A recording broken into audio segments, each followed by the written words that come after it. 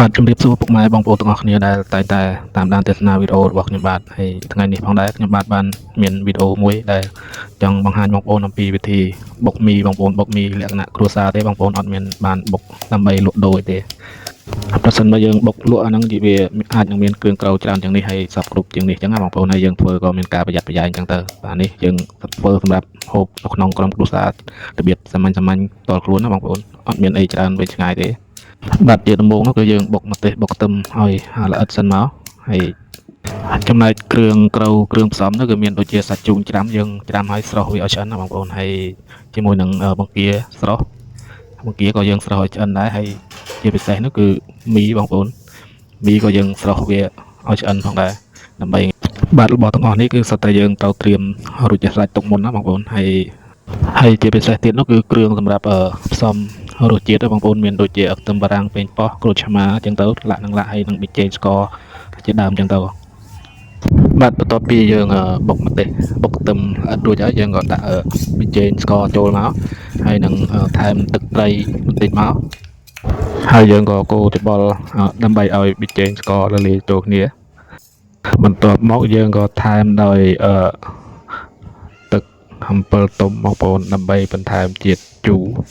បាទតាមធម្មតាគឺយើងប្រើតែក្រូចឆ្មាទេក្នុងការបុកមីបុកល្ហុងបុកអីហ្នឹងបងប្អូនក៏ប៉ុន្តែដោយសារតែថ្ងៃនេះខ្ញុំអស់ក្រូចឆ្មាមានតែមួយផ្លែអញ្ចឹងណា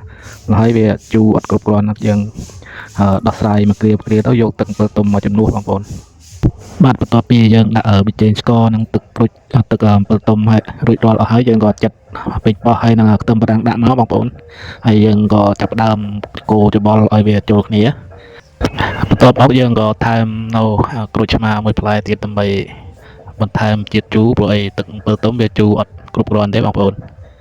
បាទបន្ទាប់ពីយើងទៅបាច់ក្រូចឆ្មានឹងដាក់ប៊ីចេងស្កររួចរាល់អស់ហើយយើងក៏ភ្លក់រសជាតិវាមើលតើល្មមហើយឬនៅអញ្ចឹងណាបងប្អូននៅពេលដែលយើងភ្លក់ឃើញថាល្មមហើយយើងក៏ចាប់ផ្ដើមដាក់ផ្លែញុំផ្លែមុនបងប្អូនផ្លែគឺមានតកួនដែលយើងស្រស់ត្រៀមទុកហ្នឹងបងប្អូនបាទបន្ទាប់ពីយើងដាក់ផ្លែតកួនដែលយើងស្រស់រួចរាល់ហើយហ្នឹងយើងក៏ចាប់ផ្ដើមញុំច្បល់វាចូលគ្នាឲ្យរាងទន់តកួនល្អតិចមកហើយយើងក៏ចាប់ផ្ដើមដួសដាក់ជាមួយនឹងមីបងប្អូនមីដែលយើងបានស្រស់ត្រៀមទុករួចហើយហ្នឹងបងប្អូនដួសដាក់ហើយយើងចាប់ផ្ដើមច្បល់ឲ្យវាចូលជាតិគ្នាមក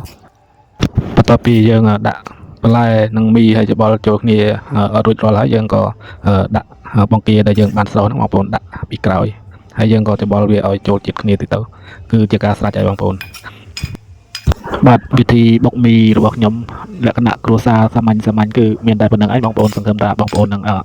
តាមដានវីដេអូមួយនេះតាំងពីដើមរហូតដល់ចប់ហើយក៏សូមអរគុណបងប្អូនទុកជាមុនផងដែរដែលបានជួយចុច like ហើយនិង comment ជាពិសេសបើសិនបងប្អូនពេញចិត្តនៅវីដេអូមួយនេះសូមជួយចុច share ម្នាក់មួយដើម្បីជាការលើកទឹកចិត្តក្នុងការផលិតវីដេអូជាបន្តទៀតផងបាទជាចុងក្រោយក៏សូមអរគុណបងប្អូនដែលតែងតែតាមដានគាំទ្រនៅវីដេអូរបស់ខ្ញុំបាទគ្រប់វីដេអូទាំងអស់ហើយសូមឲ្យបងប្អូនគ្រប់គ្នាគ្រប់ក្រុមគ្រួសាររកទទួលទានមានបានជួបតែសេចក្តីសុខនិងសម្រាប់គោលបំណងគ្រប់ប្រការបាទសូមអរគុណសូមជម្រាបលាជួបគ្នានៅវីដេអូក្រោយជាបន្តទៀត